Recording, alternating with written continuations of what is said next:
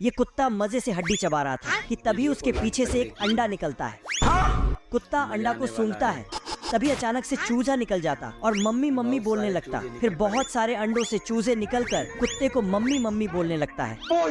कुत्ता पीछे खिसककर जाली को फांदकर बोलकर मजे से जाने लगता है, लेकिन चूजे जाली से ही निकलकर कुत्ते के पास आ जाता है। फिर कुत्ता, ये क्या हो गया? सारे चूजे कुत्ते के पीछे पड़ जाता। तभी वहाँ एक झींगुर आ जाता है। बाप रे! सारे चूजे झींगुर को पकड़ने चला जाता है।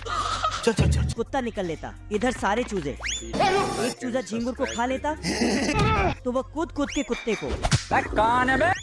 झींगुर निकल जाता तो कुत्ता, ओ भाई ये क्या है? ये चूजा रोने लगता है तो कुत्ता इसे चुप कराने लगता।